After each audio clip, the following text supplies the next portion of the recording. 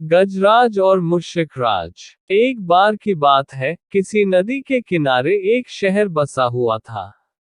एक बार वहां बहुत बारिश हुई, जिससे नदी ने अपना रास्ता बदल लिया। इससे शहर में पानी की कमी होने लगी, यहाँ तक कि लोगों के लिए पीने तक का पानी न रहा।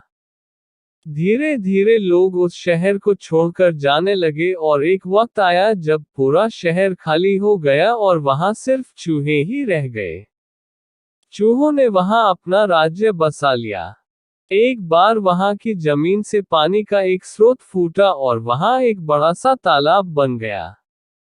दूसरी ओर उस शहर से कुछ ही दूरी पर एक जंगल था, जहां कई जंगली जानवर रहते थे। उन जानवरों के साथ कई हाथी भी वहां रहते थे, जिनका राजा था गजराज नाम का हाथी।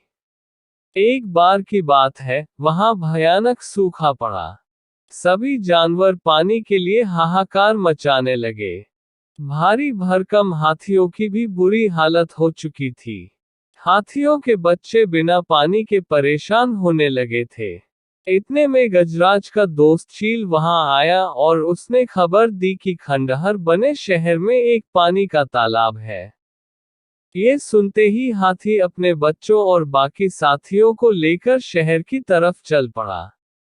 कई हाथी उस ओर चल पड़े।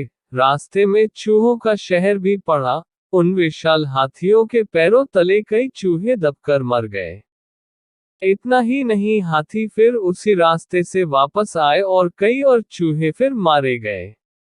ऐसा कई दिनों तक चलता रहा और इस बात की खबर चूहों के राजा मुश्रिकराज तक भी पहुंची। वो इस बात को लेकर बहुत चिंतित हुआ। उसके मंत्रियों ने मुश्रिकराज को कहा, महाराज आपको जाकर गजराज से इस बारे में बात करनी चाहिए। उनकी बात सुनकर मुश्रिकराज गजराज के जंगल उससे बात करने गया। एक बड़े से पेड़ के नीचे गजराज खड़ा था। मुश्रिकराज वहां सामने पड़े एक बड़े से पत्थर पर चढ़ गया और कहने लगा, गजराज को मेरा नमस्कार। मैं मुश्रिकराज हूँ। मैं उस खंडहर बने शहर में अपनी प्रजा के साथ रहता हूँ। हाथी को मुश्रिकराज की बात ठीक से सुनाई नहीं दे रही थी। वो थोड़ा नीचे झुका और चूहे की तरफ अपने कान करके बोला, हे नन्हे प्राणी, आप कुछ कह रहे थे, क्या आप फिर से कहेंगे? ये सुनकर मुश्रिकराज ने फिर से अपनी बात दोहराई, मैं मुश्रिकराज हूँ। मैं उस खंडहर बने शहर में अपनी प्रजा के साथ रहता हूँ। आप और आपके अन्य हाथी मित्र जब भी तालाब की ओर जाते हैं, तो कई चूहे आपके पैरों तले दबकर मर जाते हैं। कृपया करके ऐसा न करें, वरना बहुत जल्दी हम में से कोई नहीं बचेगा। ये सुनने के बाद गजराज दुखी होकर बोला, मुझे पता ही नहीं था कि हम इतना बुरा कर रहे थे। हम तालाब तक जाने के लिए कोई और रास्ता ढूंढेंगे। ये सुनते ही चूहा बहुत खुश हुआ और बोला, गजराज आपने मुझ जैसे छोटे से प्राणी की बात सुनी, मैं आपका आभारी हूँ। भविष्य में कभी भी अगर आपको किसी मदद की जरूरत हो तो मुझे जरूर बताएं। गजराज ने मन में सोचा कि यह इतना छोटा सा जीव मेरे किस काम आएगा। इसलिए उसने चूहे को मुस्कुराकर विदा किया। कुछ दिनों तक सब कुछ ठीक चल रहा था कि एक बार पड़ोसी देश के राजा ने अपनी सेना को मजबूत करने के लिए हाथी रखने का फैसला किया। राजा के मंत्री और उनकी सेना ने जंगल में कई हाथी पकड़े।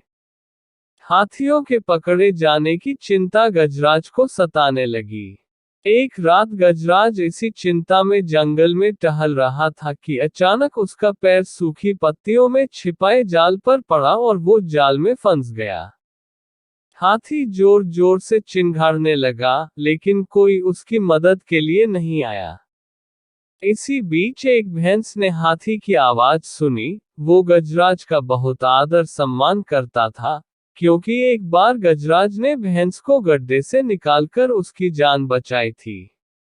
गजराज को जाल में फंसा देख वो बहुत चिंतित हुआ और बोलने लगा, गजराज मैं आपकी मदद के लिए क्या करूं? अपनी जान देकर भी मैं आपकी मदद करूंगा गजराज।